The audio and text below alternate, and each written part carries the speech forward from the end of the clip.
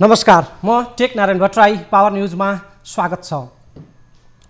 सत्तारूढ दल नेकपा एमालेको मिलनबिन्दु फेला परेको छैन, तर दुई पक्षबीच सम्भावित सहमतिको 5 बुँदे खाका भने लगभग तयार हालतमा छ। सहमति पत्र समेत ड्राफ्ट भइसकेको हुनाले अब त पार्टी मिल्छ होला भन्ने आशा एकातिर छ, तर प्रमुख दुई नेता ओली र नेपाल बीच गाँठी कुरो भने मिलेकै छैन। उनीहरूका हट र अडानको टक्कर बीच पार्टी पंक्ति हैरान छ। ओली नेपाल बीच कुरो मिल्न मुस्किल छ भन्ने पछिल्लो सूचक अर्थात् जनाउ हो मेरियट होटलमा भएको पछिल्लो निष्कर्षविहीन भेटवार्ता। ओली र नेपाल बीच या त भेटै हुँदैन, भयो भने सिधै 5 तारे होटलमा हुन्छ। 5 तारे होटलका कोठा र कौसीमा ओली र नेपाल बीच कहिले धरहरा हाबी हुन्छ, कहिले जनै खटिरो। पछिल्लो 5 तारे भेटमा ओलीले माधव नेपाललाई जनै खटिरो सन्चो पार्ने घरेलु विधि सिकाए। नेपालले आफ्नी पत्नीलाई तत्कालै फोनमा त्यो विधि सुनाए। उताबाट रुखो मिजाजमा माधव पत्नीको सोधनी आयो, कसले सुनायो तपाईलाई यो उटपट्याङ? यो जनै खटिरो निको पार्ने जुक्तिको प्रसङ्ग निकै रोचक छ, त्यसमा हामी बेग्लै चर्चा गरौँला। पहिले त हामी गाँठी कुरोमै जाउँ। दर्शकवृन्द, एमालेका दुई प्रमुख नेतालाई एकातिर अदालती फैसला र पार्टी पंक्तिको डर छ, अर्कोतर्फ मिल्नै मन नमान्ने द्विपक्षीय कटुता र खिल गढेको जब्बर हट छ। नखाउँ दिनभरको शिकार, खाउँ कान्छा बाउको अनुहारको हालतमा छन् ओली र नेपाल। शेरबहादुर देउवालाई प्रधानमन्त्री बनाउने रिट निवेदनमा माधव नेपाल तर्फका 23 जना एमाले सांसदले गरेको हस्ताक्षरमा कुरा मिलिरहेको छैन। यही सरकारको निरन्तरताको ग्यारेन्टी, यही सरकारको ओलीले माधव पक्षबाट चाहेका छन्। उता माधव पक्षले शक्ति बाँडफाँडमा आफ्नो सम्मानजनक हैसियत खोजेका छन्। दुवै पक्ष अदालत र पार्टी पंक्तिको चर्को दबावमा छन्, तर आपसी विश्वास र कटुतामा आइस ब्रेक हुन सकिरहेको छैन। ओलीले माधव पक्षलाई हस्ताक्षर फिर्ता नलिए त्यस उपरान्त पार्टीबाट स्वतः आउट हुने भन्दै दिएको चेतावनी सहितको अल्टिमेटम सकिएकै दिन कार्यदल ब्युतियो र औपचारिक वार्ता अघि बढ्यो। ओलीकै सार्वजनिक घोषणा अनुसार त वार्ता होइन, माधव पक्षलाई कारवाही हुनुपर्ने थियो, तर त्यसो भएन। यसले के प्रश्न पार्यो भने ओलीको अल्टिमेटम र पार्टीबाट निष्कासन गर्ने भनिदिएको त्यो धम्की, त्यो चेतावनी केवल घुँडा टेकी पो हाल्छन् कि यिनीहरूले भनेर दिएको घुर्की मात्रै थियो। तर त्यो घुर्कीले माधव पक्ष गलेन। पार्टीबाट आउट गरिदिने ओलीको चेतावनी फिका साबित भयो। माधव पक्षलाई कारवाही गरेर अघि बढ्दाखेरि पोल्टोको पनि पोखिने, भुइँको टिप्न खोज्दा पोल्टाको पोखिने भन्ने हाम्रो उखान भए जस्तै त्यो प्रकारको डर ओलीलाई छ। माधव पक्षलाई गलाएर हुन्छ कि फकाएर हुन्छ, कसरी अदालतको फैसला आफ्नो अनुकूलमा पार्ने त्यसकै ध्याउन्न चलिरहेको छ। सत्ता गुमाउन त पटक्कै मन्जुर छैनन् प्रधानमन्त्री ओली।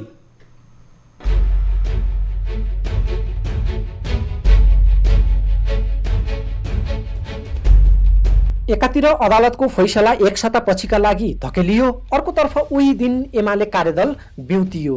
त्यस लगत्तै ओली माधव नेपाल बीच भेटवार्ता समेत सुरु भयो। संयोग र घटनाक्रमले अदालतलाई एकैछिन कुर्नुस् हामी मिल्छौँ भन्या जस्तै हुन गयो। अदालतको फैसला आउने दिन साँघुरिँदै गर्दा विवाद समाधानको टुङ्गो लगाउन प्रयासहरू तीव्र र घना हुँदै गएका छन्। सिंहदरबारमा कार्यदलका सदस्यहरूको बैठक दिन नबिराई चलिरहेको छ। उज्यालोमा मात्रै होइन, रातिमा पनि सिंहदरबारमा छलफल र भेटघाट चहल पहल बाक्लो भइरहेको छ। यता ओली नेपाल बीच होटल मेरियटको स्विट रुममा भेटघाट समेत सम्पन्न भएको छ।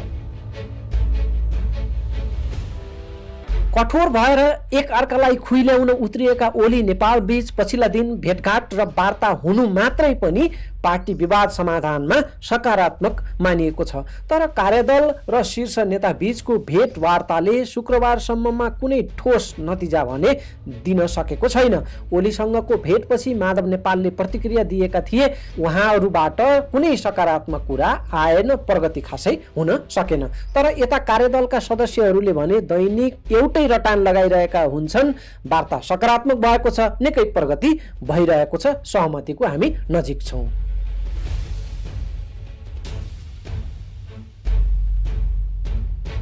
हाम्रो निरन्तर छलफल जारी छ, छलफल गम्भीर छ, सकारात्मक छ। यसलाई निष्कर्षमा पुर्याउने हाम्रो जोड छ। लगभग हामी समाधानको बिन्दुमा आएका छौँ। यद्यपि हामीले 2-3वटा बैठकदेखि नै यही भाषा प्रयोग गरेका छौँ, तर हरेक दिन बैठकमा प्रगति भएको छ। कतिपय असहमति रहेका कुराहरूमा टुङ्गोमा पुगिरहेका छौँ, निष्कर्षमा पुग्दैछौँ। संयुक्त विज्ञप्ति त सानो कुरा हो। हामी पार्टीलाई एकताबद्ध बनाएको घोषणा गर्न लागिरहेका छौँ। माधव नेपाल पक्षका सांसदहरूले अदालतमा बुझाएको हस्ताक्षर फिर्ता लिनुपर्ने ओलीको अडान छ, तर त्यो मान्न तयार छैनन् माधव पक्ष। संसद विघटन असंवैधानिक हो, ओलीले त्यसको महसुस गर्नै पर्छ भन्ने माधव पक्षको बटम लाइन छ। यही बिन्दुमा सहमति खोज्न रस्साकस्सी चलिरहेको छ। कार्यदलका सदस्य एवं दोस्रो पुस्ताका नेताबीच लामो समयदेखि अनौपचारिक तहमा भएका संवादले नतिजा दिन सकिरहेका छैनन्। कार्यदल बिउताएर भएका छलफल पनि सार्थक हुन सकिरहेका छैनन्। त्यसमाथि बिहिबार भएको ओली नेपाल बीचको भेटमा पनि नतिजा केही आएन। अरू नेताहरूले वार्ता सकारात्मक र प्रगति उन्मुख भन्दै रटान लगाइरहेका बेला बिहिबार नेता घनश्याम भुषालले साँचो यथार्थ बताइदिए। उनले भने, हामीले करिब 10 दिन अगाडिदेखि खास प्रगति गरिरहेका गर्न सकेका छैनौँ। हामी करिब 10 दिन अगाडिदेखि खास प्रगति गरेका छैनौँ। 10 दिन अगाडि केही एजेन्डाहरू तय गरेका थियौँ, त्यसमा अहिलेसम्म ठोस र मूर्त प्रगति गर्न हामीले सकिरहेका छैनौँ, घनश्याम भुषालले प्रश्न पारे। 10 दिन अगाडि हामीले चाहिँ केही एजेन्डाहरू तय गरेका थियौँ। इन्फर्मली अनौपचारिक हिसाबले हामीले छलफल गरेर धेरै लामो छलफल गरेपछि केही एजेन्डाहरू तयार गरेका थियौँ। गएको 10 दिनदेखि हामीले खास ठोस मूर्त कन्ट्रिब्युट गर्न सकेका छैनौँ विभिन्न कारणले। कांग्रेस सभापति शेरबहादुर देउवालाई प्रधानमन्त्री बनाउनका लागि एमालेका 23 जना सांसदले हस्ताक्षर गरेका छन्। त्यो फिर्ता लिनुपर्ने ओली पक्षको माग छ। हस्ताक्षर फिर्ता भयो भने अदालतको फैसला आफ्नो पक्षमा आउने ओलीको बुझाइ छ। हस्ताक्षर फिर्ता नहुँदाको अवस्थामा मिल्नुको कुनै सार नरहेको भन्दै ओलीले माधव पक्षलाई त्यसमै घुँडा टेकाउन खोजिरहेका छन्। तर माधव नेपाल पक्षको पनि जब्बर अडान छ। हस्ताक्षर फिर्ता लिने त सवालै आउँदैन। संसद विघटन असंवैधानिक हो, त्यो मान्यताबाट हामी टसमस हुँदैनौँ। माधव पक्षको यो प्रकारको अडान छ। विवादको विषय बनेको अर्को विषय थियो पार्टी संगठनलाई 2075 साल जेठ 2 मा फर्काउने र पार्टीमा ओलीको एकाधिकारलाई डाउन साइज गर्ने। यी विषयमा समेत दुवै पक्षबीच करिब करिब सहमति र समझदारी कायम भएको छ। तर हस्ताक्षर फिर्ताको मामलामा आएर हलो अड्किएको छ। अरू भएका सहमति र समझदारी यही मुख्य एजेन्डाको छायामा परेका छन्।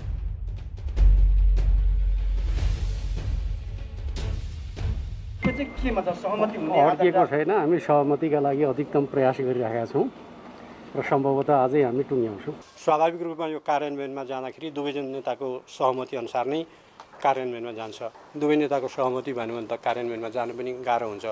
त्यसैले त्यो समग्र पार्टीलाई स्वीकार्य हुने र समग्र पार्टीका कार्यकर्ताहरूको मनोबल उठ्ने र सबैले चाहिँ यो एउटा उपयुक्त सुझावहरू आयो भन्ने ढङ्गले हाम्रो चाहिँ धारणा अथवा हाम्रो प्रतिवेदन जाओस् भन्ने हाम्रो प्रयत्न छ। छलफल भइरहेको छ। त्यो बुदाहरू चाहिँ तपाईँहरूलाई भन्ने बेला भएको छैन। बच्चा जन्मिनु 10 महिना लाग्छ। अब त्यो बलजफ्ती चाहिँ पेटमा भएको बच्चालाई 6 महिनामा अपरेसन गरेर निकाल्यो भने बच्चा मर्छ। भन्न मिल्ने कहिले हुन्छ होला? भन्न मिल्ने यसलाई फाइनल गरेर नेताहरूले ल ठिक छ भनेपछि हुन्छ। दुई नेताले भनेपछि मात्रै होइन। हामी स्वाभाविक रूपमा हामीले उहाँहरूलाई आफ्नो सुझावहरू प्रस्तुत गर्छौँ। त्यसलाई उहाँहरूले हेरेर दुवै नेताहरूको सहमति भएपछि त्यो फाइनल हुन्छ।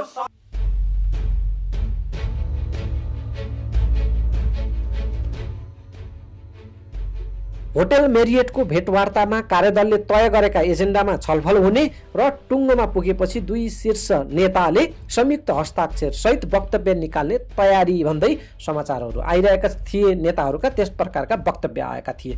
तर ओलीले निशर्त हस्ताक्षर फिर्ताको अडान राखे, त्यो नेपालले मानेनन् र उनीहरू होटलबाट निस्किए। तर संयुक्त वक्तव्य भने निस्किएन। दुवै पक्षले हस्ताक्षर गरेर निकाल्ने भनिएको सहमतिको वक्तव्य ड्राफ्ट समेत भएर तयार छ। त्यसमा देउवालाई प्रधानमन्त्री बनाउने भनी गरिएको हस्ताक्षर फिर्ता लिनेवाला मामलाको बुँदालाई मात्रै ठाउँ खाली राखिएको छ। त्यो ड्राफ्टमा बाँकी वक्तव्यको ढाँचा लगभग तयारै हालतमा रहेको कार्यदलका सदस्य नेताहरूले बताउने गरेका छन्। तर मुख्य रूपमा त्यही हस्ताक्षर फिर्तावाला विषयमा हलो अड्किएको छ। प्रधानमन्त्री एवं एमाले पार्टी अध्यक्ष केपी शर्मा ओली र वरिष्ठ नेता माधव कुमार नेपाल बीच चलेको पछिल्लो भेटवार्तामा पार्टी विवाद समाधानमा कुरा खस्रा भए, कुरा मिलेनन्, गाँठो फुकेन। तर पार्टी मामलामा नमिले पनि कुरा दुई नेताबीच घाउमा मलहम लगाउने कुरा त्यहाँ सौहार्दपूर्ण रूपमा चल्यो। झन्डै 2 महिनापछि प्रमुख दुई नेताबीच करिब 2 घण्टा भएको भेटवार्तामा सन्चो बिसन्चो सोधपुछ चल्यो। त्यही बेलामा माधव नेपालले केही दिनदेखि आफू जनै खटिरो आएर हैरान भएको ओलीलाई सुनाए। ओलीले तत्क्षण माधव नेपाललाई जनै खटिरो निको पार्ने उपचार विधि सुनाए। ओलीको त्यो घरेलु नुस्खा अर्थात् विधि अनुसार कालो तिल मुखमा चपाएर मसिनो बनाउने अनि खटिरा भएको ठाउँमा लेप लगाउने। कालो तिलको लेप लगाएको ठाउँमा तुरुन्तै दुखाइ चट। ओलीको सुझाव। ओलीको आइडिया सुनेपछि माधव नेपालले उति बेलै घरमा पत्नीलाई फोन गरेर हाम्रो घरमा कालो तिल छ कि छैन भनेर सोधिहाले। माधव पत्नीले किन भनेर उल्टै प्रश्न गरिन्। माधवले पत्नीलाई जवाफ दिए, कालो तिल चपाएर लेप लगाउँदा जनै खटिरो निको हुन्छ अरे। उताबाट पत्नीको जवाफ आयो, कुन उटपट्याङले सुनायो तपाईँलाई यस्तो कुरा? माधव नेपालले जवाफ दिए, कमरेड ओलीले सुनाउनु भएको। अघिल्लो पटक यही 5 तारे होटलमा धरहराले चर्चा पाए जस्तै यो पटक जनै खटिरो आइलाग्यो। दुई प्रमुख नेताबीच चलेको उपचार विधि र घर परिवार बीचको त्यो फोन सल्लाहले बैठकमा केही समय खपत गर्यो। ओलीको टिप्स र माधव नेपालले पत्नीलाई गरेको सोधपुछ सुनेर त्यहाँ थपक्क बसिरहेका थिए बैठकका बाँकी सहभागी नेताहरू। यो त थियो होटलभित्रको घटनाक्रम। त्यसको अर्को दिन बिहिबार प्रधानमन्त्री ओलीले नेपाल विज्ञान तथा प्रविधि प्रज्ञा प्रतिष्ठान नास्टले आयोजना गरेको कार्यक्रममा पनि उही जनै खटिराको माहात्म्य फेरि सुनाएका थिए। कसरी गर्ने जनै खटिरो अर्थात् पानी सरको उपचार सुनौ प्रधानमन्त्री ओलीकै मुखबाट। हिजो बेलुका मात्रै एकजना साथीले भने मलाई उहाँले जनै खटिरा भन्नुभयो। हेर्न त मैले हेरिनँ, तर जनै खटिरा भन्नुभयो, तर अलिक पानी सराको लक्षण पनि देखिन्थ्यो त्यसमा। अनि मैले उहाँलाई एउटा औषधि चाहिँ बताइदिएँ।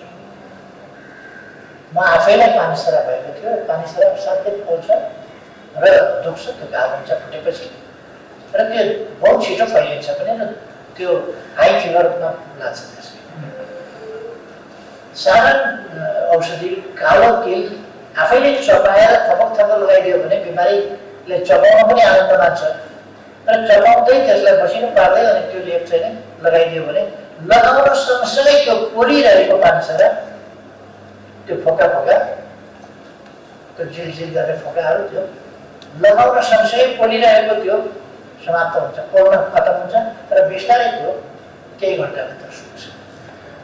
त्यो मैले अरू ठाउँमा पनि प्रयोग गरेर हेरेर त्यो अत्यन्तै सफल पनि रह्यो। दर्शकवृन्द, यो भनिएको उपचार विधिमा विश्वास गर्नुस् भन्ने हाम्रो मत वा सुझाव पटक्कै होइन। देशको प्रधानमन्त्रीले सार्वजनिक मञ्चमा गरेको टिप्पणी मिडियाको कभरेजको विषय त बन्छ नै, तर पत्याउनुस् वा नपत्याउनुस् हामी केही भन्दैनौँ। बरु के चाहिँ हामी भन्छौँ भने कुनै पनि रोगको उपचार प्रमाणित आधार, औषधीय विज्ञान र विज्ञ एवं चिकित्सकको राय सल्लाहमा गर्नु उचित हुनेछ, त्यो नै उत्तम विधि हुनेछ। यही प्रसङ्गमा सम्झिन सान्दर्भिक हुनेछ प्रधानमन्त्रीका यस अगाडि नै हावादारी साबित भइसकेका स्वास्थ्य टिप्सहरूलाई कोरोना हाच्छिउँ साच्छिउँ गरेर तातो पानी, बेलौती पानी, कागती पानी, बेसार पानीले निको हुन्छ भनेर प्रधानमन्त्रीले संसददेखि सभा सम्मेलनहरूमा भाषण गरेकै हुन्। तर त्यही कोरोनाले सानो देशमा ठुलो मानवीय क्षति गरेको छ। कोरोनाका कारण विश्वमै नेपाल जनसङ्ख्याको अनुपातमा धेरै नागरिक मृत्यु हुने देशमध्येमा परेको छ। यसअघि प्रधानमन्त्रीको स्वास्थ्य टिप्सले हावा खाइसकेको जगजाहेरै छ। अहिलेको यो जनै खटिरावाला टिप्स पनि माधव नेपालकी पत्नीले भनेको जस्तै कामै नलाग्ने उटपट्याङ पो हो कि? यो तिल चपाएर घाउमा लगाउने आइडिया सही गलत आफै यकिन गर्नुहोला दर्शकवृन्द। नबुझी यो तरिका नअजमाउनुहोला। उही मञ्चबाट प्रधानमन्त्रीले स्वास्थ्य क्षेत्रमा नेपाल निकै अगाडि बढेको पनि बताए। जुन मञ्चमा यो तिल चपाउने कुरा भइरहेको थियो, त्यसको नेपाल निकै अगाडि स्वास्थ्य क्षेत्रमा बढेको पुष्टि गर्ने आधार, त्यो प्रमाण के हो त भन्दा प्रधानमन्त्रीले आफ्नै 2वटा मृगौला प्रत्यारोपणलाई उदाहरण त्यसका बापतमा दिएका थिए। डाक्टरहरूका माझमा प्रधानमन्त्री त्यहाँ बोल्दै थिए। प्रधानमन्त्रीले नेपालका डाक्टरहरू अन्य देशका डाक्टरहरूभन्दा सुरा अर्थात् साहसी भएको पनि त्यहाँ दाबी गरेका छन्। नेपाली डाक्टर कसरी सुरा रहेछन् त भन्दा फेरि पनि आफ्नै मृगौला प्रत्यारोपणकै उदाहरण प्रधानमन्त्रीले त्यहाँ सुनाए। स्वास्थ्यको क्षेत्रमा हामी निकै अगाडि बढेका छौँ। म 2 पल्ट किडनी ट्रान्सप्लान्ट गरेर मान्छे हुँ। मेरो मैले गरेको किडनी ट्रान्सप्लान्ट एन्टिबडी असाधारण ढङ्गले पैदा भयो र त्यसलाई रिजेक्ट गर्यो। त्यसो भएपछि मैले अर्को ट्रान्सप्लान्ट गत वर्ष गरेँ र अलिक हाम्रा डाक्टरहरू चाहिँ बाहिरका डाक्टरहरूभन्दा अलिकति सुरा जस्तो लाग्यो। बाहिरका डाक्टरहरूले डायलाइसिसमै बस्नुपर्छ जस्तो कुरा गरेका थिए, अथवा अहिले ट्रान्सप्लान्ट गर्न कस्तो हुन्छ के हुन्छ यहाँ त्यहाँ भनेका थिए, अथवा नेपालमा गर्न हुँदैन बाहिरतिर जानुपर्छ, अलिक डेभलप्ड एडभान्स टेक्नोलोजी भएका ठाउँमा जानुपर्छ भन्ने कुरा गरेका थिए। यहाँका डाक्टरहरूले उही प्रविधि चाहिँ हामी नै गर्न सक्छौँ, त्यस कारण बाहिर किन जाने? मैले बाहिरका अरूलाई भन्दा आफ्नै डाक्टरहरूको आत्मविश्वासमा भर पर्नु उचित ठाने। अब अर्को प्रसङ्ग।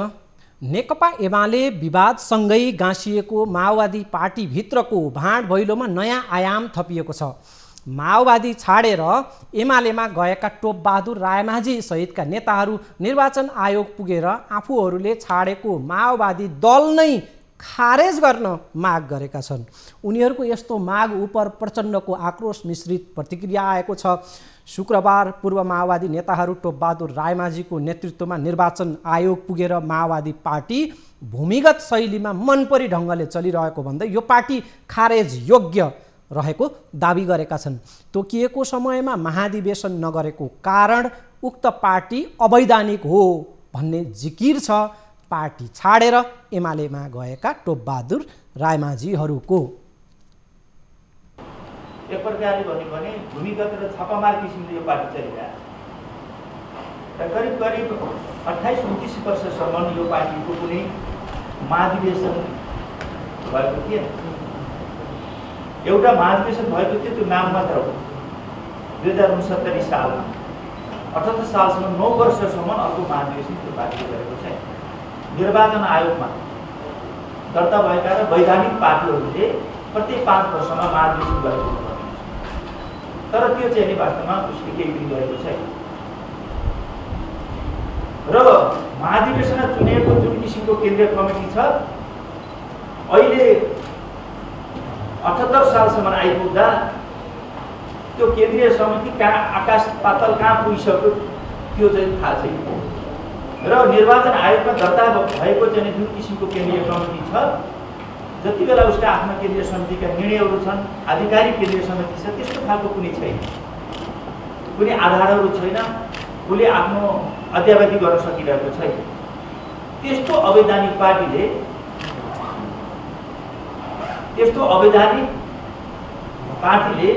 वैधानिक जनप्रतिनिधिलाई कारबाही गर्छ।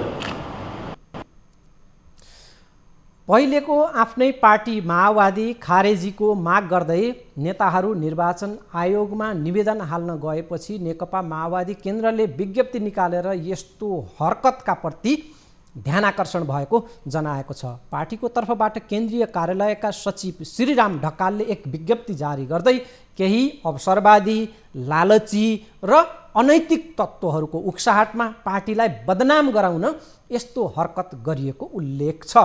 विज्ञप्तिको इसारा छ ओलीकै उक्साहटमा, प्रधानमन्त्री ओलीकै उक्साहटमा माओवादीमाथि प्रहार गर्ने काम भएको हो। दर्शकवृन्द, नेपाल वायु सेवा निगममा त्यहाँको कार्यालयमा त्यहाँका प्रमुख हाकिमको भागाभाग चलेको छ। त्यहाँका महाप्रबन्धक नै कडा सुरक्षा घेरामा रहनुपर्ने अवस्था छ र त्यहाँको तनावको दृश्यसहितको विशेष सामग्री हामीसँग बाँकी नै छ। अब ब्रेक, त्यसपछि हामीले बाँकी प्रसङ्गहरूलाई प्रस्तुत गर्नेछौँ। लाइफबोय हात धुने समयका साथमा लाइफबोय।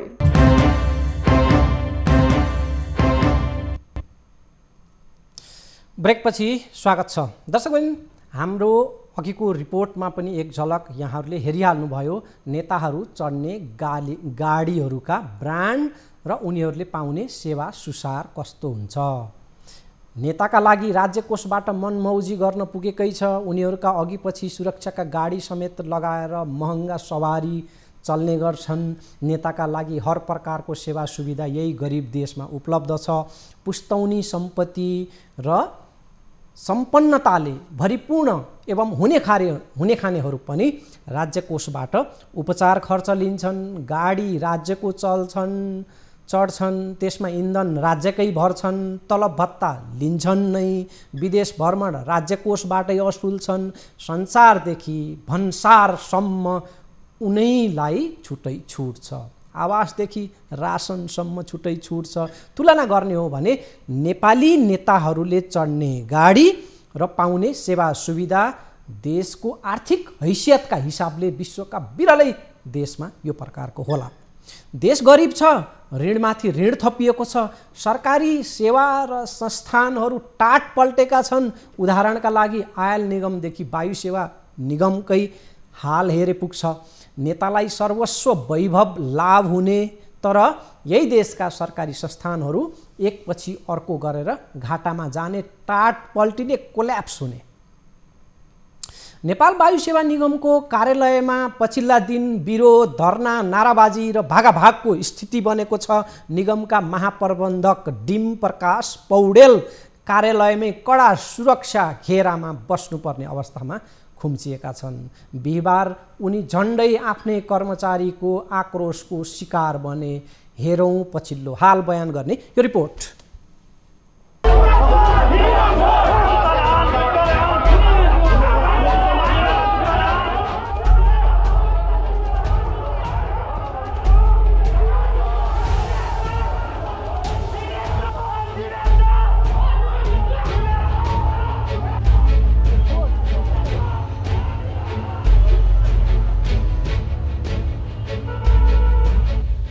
केही दिन यता नेपाल वायु सेवा निगमका कर्मचारी विरोधमा उत्रिएका छन्। निगमलाई निजीकरण गर्ने निर्णयको विरोधमा उनीहरू निगमको कार्यालय हुँदै सडकसम्म आएका छन्। निगमलाई निजीकरण गर्ने निर्णय फिर्ता नहुन्जेल यो आन्दोलन गरिरहने कर्मचारीले बताएका छन्। उनीहरूले निगमका महाप्रबन्धक डिम प्रकाश पौडेलको राजीनामा माग गरेका छन्।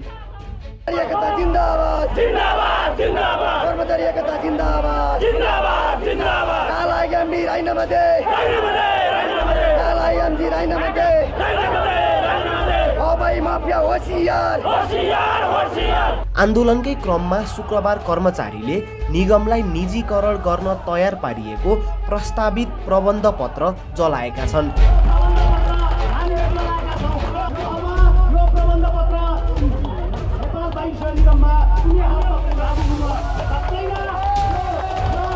निगमका 3वटा कर्मचारी संगठनले निजीकरण विरुद्ध आन्दोलन चर्काएका हुन्।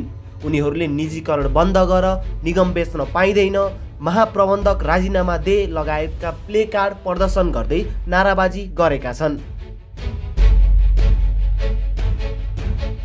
निगमलाई धराशायी बनाउन निजीकरण गर्न लागेको भन्दै कर्मचारी आक्रोशित छन्। यो निगम पूर्ण सरकारी स्वामित्वको संस्थाकै रूपमा अझै पनि राम्रोसँग नाफामा जान सक्छ, सञ्चालन गर्न सकिन्छ र देश र जनताको लागि अझै सेवा गर्न सक्छ भन्ने हाम्रो विश्वास हो। तर यही विश्वासलाई उहाँहरूले खण्डित गर्दै, उहाँहरू भ्रामिक प्रचार गर्दै, अघि मैले भनेको जस्तै 30-40 अर्ब चाहिँ घाटा छ भनेर प्रचारबाजी गर्दै अगाडि बढिराख्नु भएको छ। निगमको सम्पत्तिमा चलखेल गर्न र आफ्ना निकटकालाई मालामाल गराउनका लागि निजीकरण गर्न लागिएको कर्मचारीको आरोप छ। मन्त्री जति चेन्ज भए त्यति चाहिँ यहाँ महाप्रबन्धक चेन्ज हुन्छन्। प्राइभेट एयरलाइनबाट पर फ्लाइटमा आर्थिक चलखेल भएको छ। केही वर्षसम्म नाफामा चलिरहेको अथवा हाम्रो ब्याज भनौँ न बराबरमै चलिरहेको उसमा अहिले पछिल्लो उसमा चाहिँ घाटा हुने कारण के? यहाँको व्यवस्थापन घाटो हो कि यहाँको चाहिने हाम्रो संस्थान घाटो हो, त्यो चाहिँ बुझ्नु जरुरी छ। निगमको सम्पत्ति कम मूल्याङ्कन गरेर नाफा र कमिसनको लोभमा कम्पनीलाई बेच्ने रणनीति बनाइएको कर्मचारीको आरोप छ। यो 30-40 अर्ब घाटा होइन, यो निगमले जहाज किन्दा लागेका ऋण हुन्। ऋण भनेको संसारमा एउटा व्यक्तिसँग पनि हुन्छ, राज्यसँग नि हुन्छ, सरकारसँग नि हुन्छ, संस्थासँग नि हुन्छ। तर त्यो ऋण बनाएको सम्पत्ति छ कि छैन भन्ने कुरा मुख्य कुरा आउँछ र त्यो सम्पत्तिको सदुपयोगले त्यो ऋणको चाहिँ ब्याज तिर्न सकिन्छ कि सकिँदैन भन्ने कुरा मुख्य कुरा हो। हामीले भर्खरै 3-4-5 वर्ष अगाडि जहाजहरू खरिद गर्दा लागेका ऋणहरू, त्यो बराबरका सम्पत्ति हामीसँग नयाँ छन्। दैनिक हुने कर्मचारी आन्दोलनका कारण निगम परिसर अस्तव्यस्त छ। शुक्रबार कर्मचारी सडकमै उत्रिएका छन्।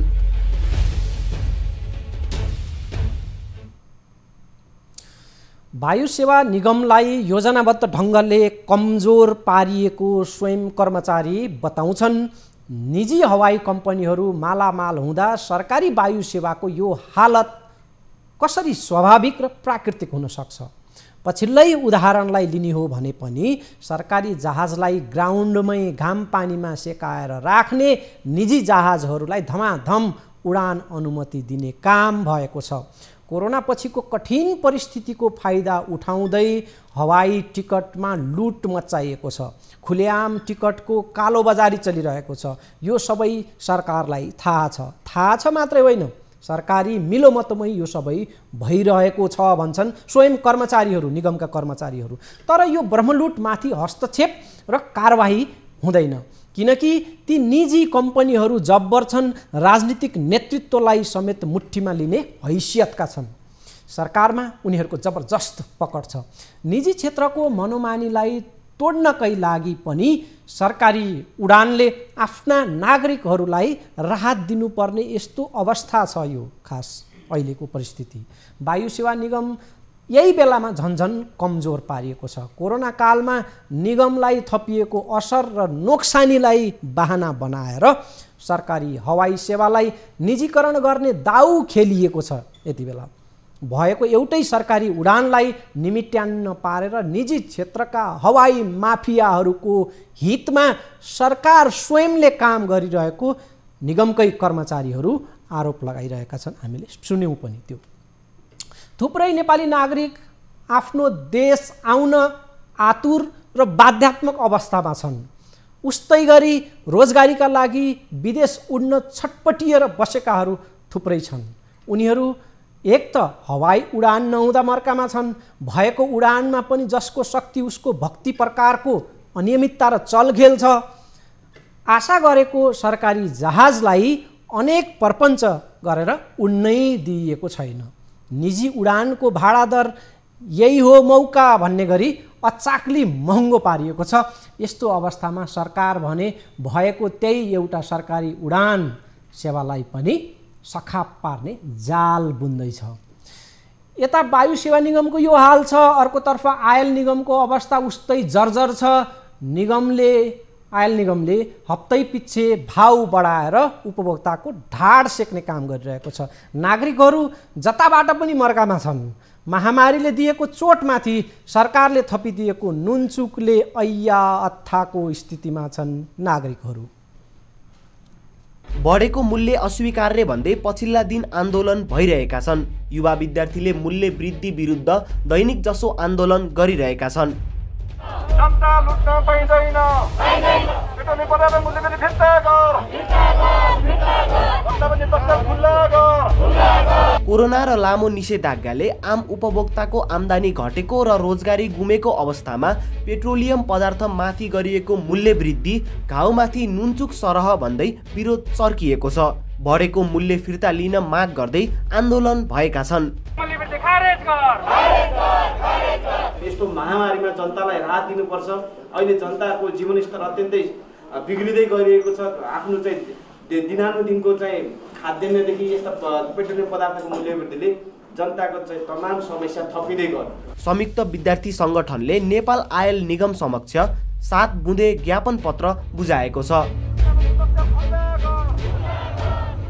ठुलो नाफा आर्जन गरेको आयल निगमले अन्तर्राष्ट्रिय बजारमा थोरै मूल्य बढ्ने बित्तिकै त्यसको बहानामा अचाक्ली मूल्य वृद्धि गर्नु गलत भएको विद्यार्थी नेताहरूको भनाइ छ।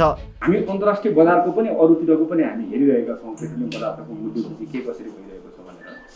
तर नेपाल आयल निगमले यति धेरै हद गर्यो कि तपाईँ हप्ताको एकपटक पेट्रोलियम पदार्थको मूल्य वृद्धि गर्ने भनेपछि यो त असाध्यै चर्को भयो। आज बजारमा हेर्नुहोस् जसको कारणले गर्दाखेरि महँगी उस्तै भएको छ। ल मानौँ यो अटो प्राइसिङ नै सिस्टम होला भनेर तपाईँहरूले जवाफ दिँदाखेरि हामीले पत्याउँथ्यौँ पनि होला, हिजो पत्याएका पनि हौँ, हामीले त्यो सिस्टमलाई मानेका पनि हौँ। तर आज आयल निगमका पदाधिकारीहरूको शैली र रवैया हेर्दाखेरि हामीलाई यो चाहिँ प्राकृतिक लागिरहेको छैन। भन्सार शुल्क, मर्मत सम्भार कर, पूर्वाधार विकास कर, प्रदूषण शुल्क, मूल्य स्थिरीकरण कोष, मूल्य अभिवृद्धि कर, संस्थागत आयकर लगायत विभिन्न शीर्षकमा नागरिकबाट कर उठाउने तर उनै नागरिकको ढाड सेक्ने गरी उपभोग्य वस्तुको मूल्य बढाउने भन्दै दोहोरो शोषण भएको उनीहरूको भनाइ छ। नागरिकबाट उठाएको करको औचित्यता र पारदर्शिता पुष्टि गर्न पनि विद्यार्थी संगठनले माग गरेका छन्। उनीहरूले निगममा व्यवस्थापकीय सुधार, कालोबजारी नियन्त्रण गर्दै अनावश्यक खर्च कटौती गरियोस् र मूल्य वृद्धि नियन्त्रण गरियोस् भन्दै ध्यानाकर्षण गराएका छन्। त्यसो पनि यी त भए कथित सरकारी सेवाका नाममा भइरहेका राज्य असुलीका प्रतिनिधि उदाहरण।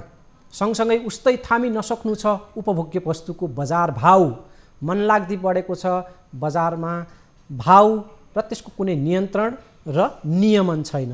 भाउ मात्रै होइन, गुणस्तर उस्तै चिन्ताजनक छ। मूल्यको मार त छँदैछ, त्यसमाथि कमसल, मिसावटयुक्त र हानिकारक उत्पादन र वस्तुको बजारमा बिगबिगी छ। तर राजनीतिक नेतृत्वलाई आफ्नै तुनेलो छँदैछ। सरकार हाँक्नेहरू बेपरवाह बनिरहेका छन्। कर्मचारी संयन्त्रले रिस्क लिने र गरी छाड्ने सामर्थ्य राख्दैन। स्थिति यो छ दर्शकबिन। हवस् त, पाउनेसको यो अङ्कबाट बिदा हुन्छु। अर्को अङ्कमा भेटौँला। नमस्कार।